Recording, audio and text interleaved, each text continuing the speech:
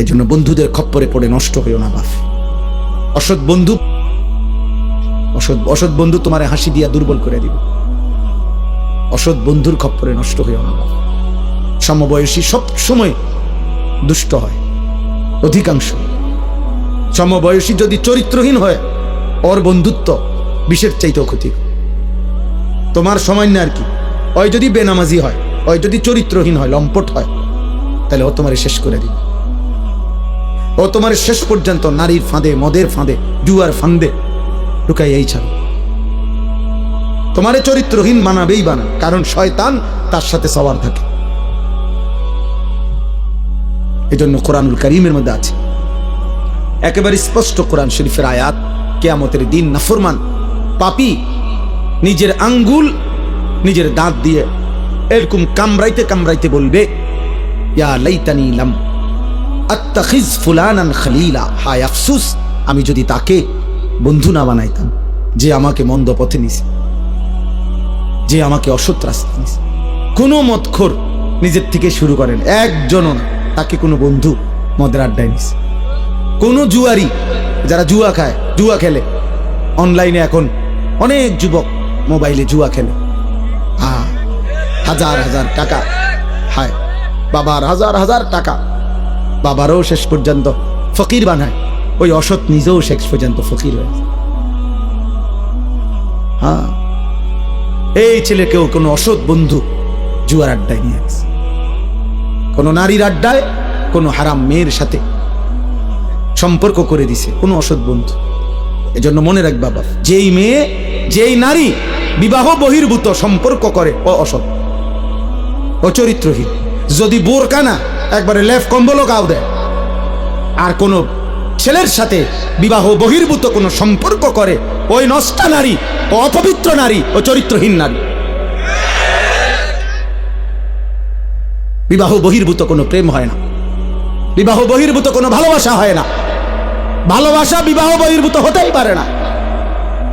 বিবাহ বহির্ভূত জিনা, বিবাহ বহির্ভূত ব্যভিচার, বিবাহ বহির্ভূত সকল সম্পর্ক জিনা, জিনা, ব্যভিচার, লম্পট, লাম্পট্য, এটা অসভ্যতা, চরিত্রহীনতা, বেহায়াপনা, বেলেল্লাপনা। ওই মানুষ কষ্ট পাবে। আমার নাম আনিসুর রহমান, আমি বলে দিলাম, হে নওজোয়ান, ছেলে, তোমরা এই জায়গার ছেলেরা কথা কইও না, আব্বা চলে যাও, নাই তো দোস্ত উঠে চলে যাও, কোনো আপত্তি নাই আমার, আমি কোনো ভোট চাচ্ছি না তোমার কাছে, খামখেয়ালি করো না। তোমার মতো দুই চারজন ফালতু না বসলে কিচ্ছু হবে না, সাবধান। আমি খামখেয়ালি পছন্দ করি না, আমি কোনো ভোট চাইতে আসি নাই। শ্রোতা আমি কখনোই গুনি না যে মানুষ কয়জন, সংখ্যা গুনার কোনো দরকার নাই আমার। এই জন্য দয়া করে আমি অনুরোধ করছি, প্রত্যেকটা ছেলে, একটা ছেলেই মনে করো, বাস তুমি ফিরে আসো, তুমি কোন হারাম নারীর খপ্পরে পড়ো না, ও তোমার শেষ করে দিবে, ও তোমার শেষ করে দিবে। এই পৃথিবীতে কখনোই কখনোই এই পৃথিবীতে হারাম সম্পর্কের পরে বিবাহিত সম্পর্ক সুখের হয় না, পৃথিবীর ইতিহাসে নাই। নাই তো সুন্দরী রূপসী, পরমা সুন্দরী রূপসী নর্তকী নায়িকা, তার কেন 10 বার বিয়ে হয়? বেটির সমস্যা কি? তা হ্যাঁ, বেটির সমস্যাটা কি? এ বুড়িকা বছরের এই মাথায় বিয়ে করে, হ্যাঁ বলো না ভাই, বেটির সমস্যা কি? বুঝা গেল ঠিক ঠকায়। এজন্য আমার অনুরোধ, অনেক বয়স্ক বাবা চাচা আছে, এর চাইতে বেশি আর বলতে পারলাম না, কিন্তু এটাই সত্য আব্বা, নারী পুরুষের হালাল চাহিদা, আল্লাহ তাআলার দান, এই নিয়ামত যদি না থাকতো, নারী পুরুষের স্বাভাবিক হালাল চাহিদা, তো মানব প্রজন্ম তো আসতো না। আমিও তো, তুমিও তো এক পবিত্র মা বাবার ভালোবাসার ফসল। আমার মা বাবার পবিত্র ভালোবাসা না থাকলে আমি হইতাম কেমন? তোমার মা বাবার পবিত্র ভালোবাসা না থাকলে তুমি হইতা কেন? কাজেই নারী পুরুষের, স্বামী স্ত্রীর পবিত্র এই হালাল চাহিদা, এ তো ঠিক আছে, আর সেটা তো হালালভাবে পূরণের ব্যবস্থা আল্লাহ যেহেতু আদম হাওয়া থেকে শুরু করে এই পর্যন্ত করছেন, তোমার বেলায়ও হবে। অপেক্ষা করলেই হলো। এর জন্য নষ্ট হয়ে যাওয়ার কি আছে? একজন মানুষ কতজন নারী দরকার? তোমরা এক একটা ছেলে দিবানিশি যে সমস্ত নারী দেখো ছবি, কয়জন তোমার দরকার? আর তুমি যা দেখো নারী ছবি, তো তোমার কল্পনায় যা আসে সেটা কি কি চাচ্ছ? অশ্লীল ছবি দেখে, বেহায়া নারী, রাস্তার বেপর্দা নারী দেখে তুমি কি চাও? তার থেকে চাচ্ছটা কি? জিনা।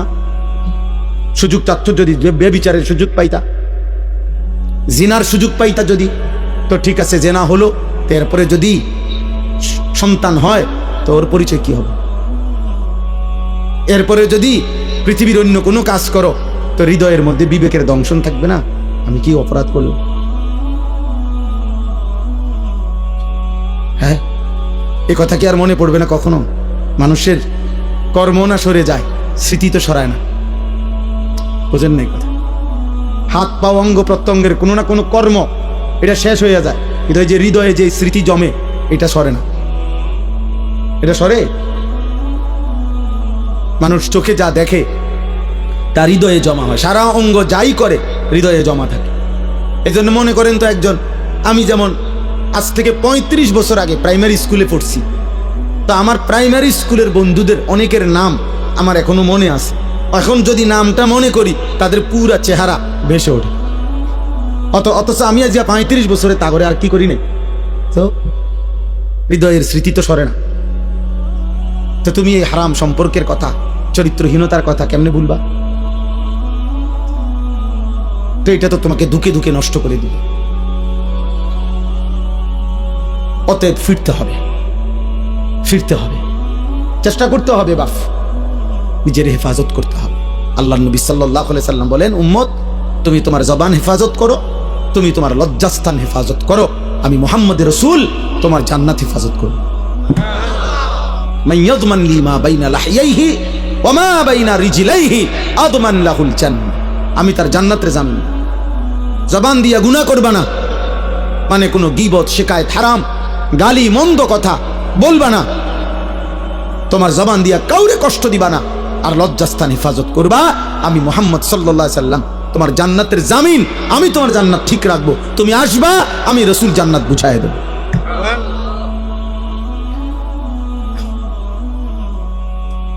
আল্লাহ তাআলা আমাদেরকে তৌফিক দান করেন।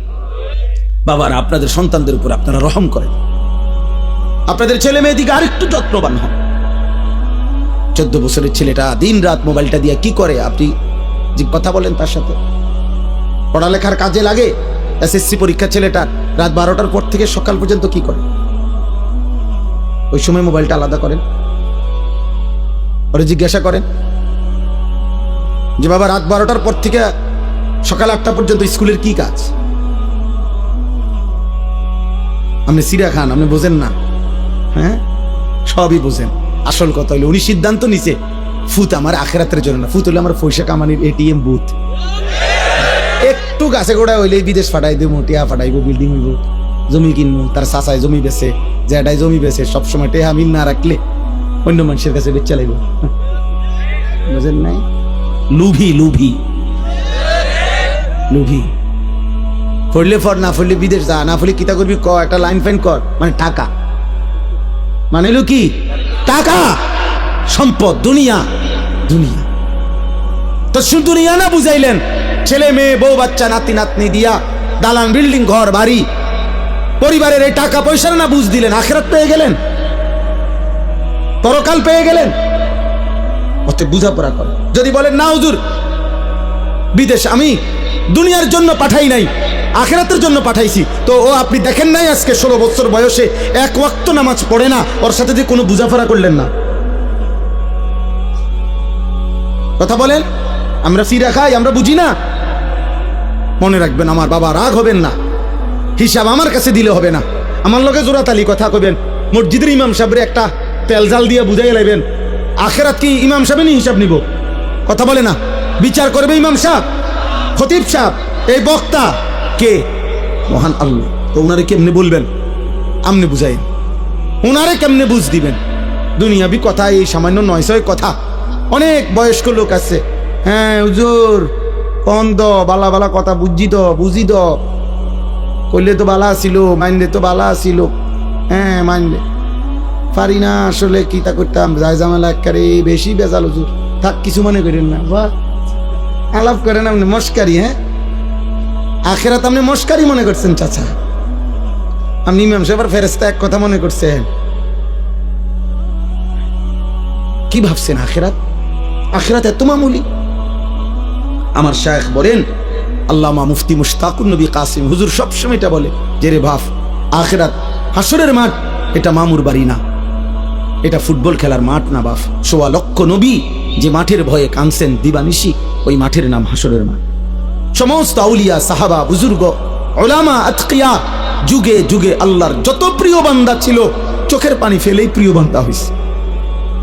আল্লাহর যত নেক বান্দা ছিল, রাতের অন্ধকারে একাকি কাঁদা কাঁদাই আল্লাহর প্রিয় বান্দা হইছে। যে মাওলা আমার আখিরাতে কি হবে, মা আমার আখিরাতে কি? হযরত সালমান ফারসি তাফসীরের মধ্যে আছে, আল্লাহ তাআলা যেদিন কোরআনের আয়াত নাজিল করছেন, ওয়াকুদুহান নাস ওয়াল হিজারা, জাহান্নামের আগুনের লাকড়ি হবে মাটি এবং পাথর, মানুষ এবং পাথর, এই মানুষ হবে লাকড়ি। এই আয়াত যেদিন নাজিল হয়েছে, তাফসীরে আছে হযরত সালমান ফারসি 3 দিন লাগাতার কাঁদছে আর এক কথাই বলছে, মাওলা আমি যদি জাহান্নামের লাকড়ি হই, আমি কেমনে জ্বলবো, আমার কি হবে, আমার কি হবে, আমার কি হবে। 3 দিন পরে নবীজি শুনে সালমান ফারসিকে সান্ত্বনা দিয়ে বলছে, সালমান তুমি কেঁদো না, আমি মুহাম্মদ সাল্লাল্লাহু আলাইহি সাল্লাম, আমি সাক্ষ্য দিচ্ছি জান্নাত তোমার জন্য অপেক্ষা করছে। এই ছিল সাহাবাদের আখিরাতের। অতএব সবাই ভাবেন, অভিভাবক যারা আছেন একটু সচেতন হন। আমরা মুসলিম অভিভাবক, আপনি শুধু বাবা না, আপনি মুসলমান মা বাবা। মুসলিম মা বাবার দায়িত্ব ঈমান, আমল, আখলাক, বিবি বাচ্চার চরিত্র। আপনি কাঁদেন, আপনি ফজরের নামাজের সময় দাঁড়ায় থাকেন, আপনার স্ত্রীকে উঠান, আপনার ছেলে মেয়েকে উঠান, প্রয়োজনে পানির ছিটা ফাটা দেন, প্রয়োজনে যুদ্ধ করেন, প্রয়োজনে কষ্ট করেন, গালি শোনেন, ধমক শোনেন। বাচ্চা নারাজ হবে, কি হয়েছে নারাজ হইলে? 16 বছরের ছেলে আপনার উপরে নারাজ হইয়া কি করবো? আপনার কোপ দিয়ে হালাই দিব? তাইলে 16 বছরের এই নাফরমান রাগ করলে করবেটা কি? ও বাড়ির থেকে বাইরে যাবো, তোর বের করে দেন, যা বেটা নাফরমান বেটা, তুই যেহেতু আমার আল্লাহর দুশ্মন, তুই যেহেতু আমার মালিককে সাজদা করতে চাস না, তোর মতো গাদ্দারের ঘর আমি করব কেন বেটা? তোর মতো নাফরমানের জন্য আমি পয়সা রোজগার করব কেন বেটা? বাইরে বেটা তুই। আপনি দেখেন না ও বাইরে কি হইছে, আপনি মরে যাবেন। ঠিক মতো শেষ বয়সে 3 বেলা খানা পাইলে কেউ মরে না। কথা বলেন না কেন? ঠিক মতো ভাত খাইলে বুড়া মানুষ মরে না, বিল্ডিং হইলে আর বুড়া মানুষ মরে না, ফুট 3 জন বিদেশ গেলে বুড়া মানুষ আর মরে না, বাড়িতে কোনো অভাব না থাকলে বুড়া মানুষ আর মরে না। তো এবারটা মরে কা? আপনি মরেন কা? আপনি তো কোনো অভাব নাই, আপনি মরছেন কিতেন? আপনি না 3 ফুট বিদেশ, আপনি কা মরলেন? অতএব সাফ সাফ খুব বেশি পেরেশানি আমাদের, আপনাদেরকে কষ্ট দিচ্ছি, বসায় রাখছি।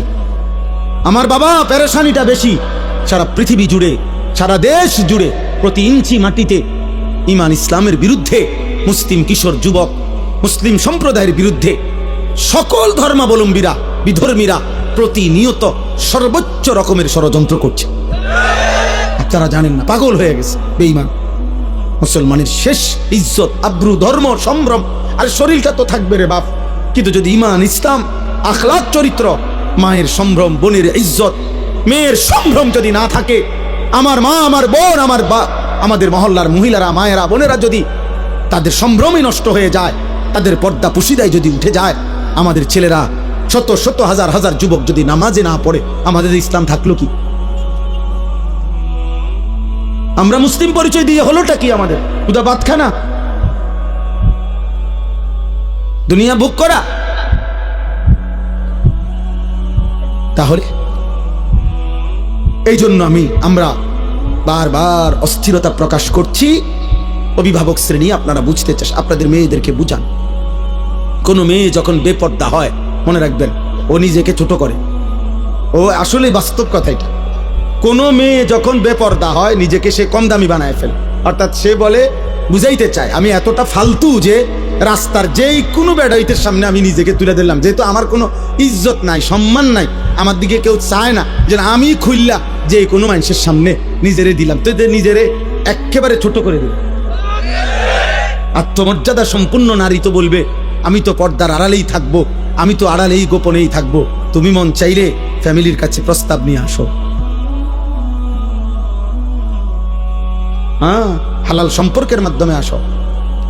এই জন্য বেহায়া নারী মূলত নিজেকে ছোট করে। এই জন্য পৃথিবীর সকল বেপর্দা নারী, বেহায়া নারী ও মূলত নিজেই নিজেকে ছোট করে। এটাই সত্য কথা। আপনি দেখেন ভাইবা না তো, তুমি কে এত ফালতু মাল হয়ে গেলা, এত কম দামি জিনিস হয়ে গেল যে সবার সামনে পেশ করে দিলা নিজের? কেন? নারী তো সম্ভ্রমের, নারী তো ইজ্জতের, নারী তো মর্যাদার, নারী তো আমার মা হবে, নারী তো আমার বোন হবে, নারী তো আমার কন্যা হবে, নারী তো আমার স্ত্রী হবে। নারী কেন রাস্তার মহিলা হবে কেন? যে নারী বেপর্দা বেহায়া তার আর আছে কি? যা ছিল তা তো দেখাই এলেছে, আছে কি আর বেটা? কিচ্ছু পাইতা না তো। মোবাইলের ওই নর্তকী কিচ্ছু নাই, যা ছিল দেখাইই তোলাইছে, যা তো দেখাইই ফেলছে সে। ওর কাছে তো আর কিছুই নাই, কিছুই না। ভালোবাসা বলতে তো নাই, ভালোবাসা তো সে জনে জনে বিক্রি করে দিছে। তার থেকে তুমি কেমনে ভালোবাসা পাইবা বাবা? আল্লাহ আমাদেরকে হেফাজত করেন, আল্লাহ আমাদের আখলাকের হেফাজত করেন। চলেন এই আয়াতগুলোর তর্জমা বলি, তাহলেই আমার কথা শেষ। এই ছোট্ট ছোট্ট কয়েকটা আয়াত পড়ছি আমি, এই আয়াতগুলোর তর্জমা সংক্ষেপে বলি, শুনলেই বুঝবেন। আল্লাহ তাআলা বলেন, আয়াহসাবুনা আন্নামা নুমিদ্দুহুম বিহি মিন মালিন ওয়া বানিন। এই আর 5-7 মিনিট, আমার হিসাব আছে 11:49 বাজে, ইনশাআল্লাহ 12টার ভিতরে শেষ। আল্লাহ তাআলা বলেন, আমি যে কিছু মানুষকে কিছু অর্থ সম্পদ সন্তানাদি দুনিয়াবি সম্পদ দিচ্ছি, টাকা পয়সা, ঘর বাড়ি, দালান বিল্ডিং, জায়গা জমি, ক্ষেত খামার, অর্থ বিত্ত, স্ত্রী সন্তান, পরিবার পরিজন, এই যে দুনিয়ার এগুলো দিলাম, আল্লাহ বলেন এগুলা পেয়ে আমার কিছু বান্দা ভাবছে নুসারিউ লাহুম ফিল খায়রাত, আমি তাদেরকে কল্যাণের উপরে রাখছি, আমি তাদের উপরে রাজি খুশি হয়ে গেছি। বাল্লা ইয়াশউরুন, আসলে তারা বোঝে নাই যে দুনিয়া যদি আমি কাউকে 1000 বারও দেই, এটা আমার সন্তুষ্টির চিহ্ন না, এটা আমার কি না? কথা বলেন না, সন্তুষ্টির চিহ্ন। কাউকে আল্লাহ শুধু দুনিয়া দিলে এটা আল্লাহ রাজি খুশি তার উপরে, এ কথার প্রমাণ নয়। তাইলে তো আল্লাহ কাফের মুশরিকদের উপরে বেশি রাজি খুশি। অগরে আল্লাহ আমাদের চাইতে দুনিয়া বেশি দিছে না? কথা বলে না কেন? তাইলে আমাদের দেশের 7 তলা বিল্ডিং আমরা তারে বড় বড় লোক মনে করি, আর ইউরোপ আমেরিকাতে 7 তলা বিল্ডিং এ ছাগ হলো ফেলে না। আমাদের দেশের এক রুমে এসি লাগাইলে উনি বড় লোক, ইউরোপ আমেরিকার মধ্যে কুকুরের খামার, শুকরের খামার, পশুর খামার যেখানে, ওইটাও সেন্ট্রাল এসি। বুঝেন নাই? ওইখানে প্রাইভেট কার দিয়া ছাগলের ঘাস টানে প্রাইভেট কার দিয়ে। আমি যেখানে মাদ্রাসা, আমার ক্যান্টনমেন্ট ময়নামতি, আমার মাদ্রাসার পাশে এক প্রবাসী আছে, অস্ট্রেলিয়া থাকে। উনি বলছে আপনি এখানে কি করেন? আব্দুল মুমিন শোনে না, উনি কইলে আমারে আমি অস্ট্রেলিয়াতে হেলিকপ্টার দিয়ে সার দেই। কসম আল্লাহর, কোরআন শরীফ আছে, হেলিকপ্টার দিয়ে কি দেয়? খেতে খেতে, মানে এত বড় প্রজেক্ট এমনি সার দেওয়া সম্ভব না, হেলিকপ্টার দিয়ে কি দেয়? সার দেয়। তো আমরা দেশে কোন বছর হেলিকপ্টার দিয়ে সার দিব? আজ যেমন কত সাল, 2025, একটা আইডিয়া করেন না? বোঝো নাই ভাই? আমরা কোন বছর দিব? তে বেটা হেলিকপ্টার দিয়ে সার দেয় বলে কি কয়? আমার এক প্রবাসী আছে জাপানি, উনি কইতেছে হুজুর আপনার এই সমস্ত প্রাইভেট কার দিয়া ছাগলের ঘাস টানে, ছাগলের ঘাস। আরে দুনিয়া আল্লাহ তাআলা বেঈমানকে বেশি দিবে, এটা আল্লাহর ওয়াদা। ওয়াযারনি ওয়াল মুকাদ্দিবিনা উলিন নি'মাতি ওয়া মাহিলহুম কালিলা। আল্লাহ বলছে কিছু সময়ের জন্য মিথ্যাবাদী নাফরমান পাপীদেরকে দুনিয়া একটু দাও, দেও বান্দা, মাইতো না দাও, পরে আমি আর 60 বছর একটু কয়টা বাত মাছ দেমু, চক্ষুটা বন্ধ হলে আমি বেঈমানকে অনন্তকালের জন্য আর কোনোদিন এক ঢোক পানিও দেব না, এক লোকমা খাবারও দেব। আর অল্প একটু দুনিয়া তুমি এখন নাও মোমেন, বাকিটা পুরা আমি আল্লাহ অনন্তকাল তোমার জান্নাতে ভরপুর দিয়ে দেব।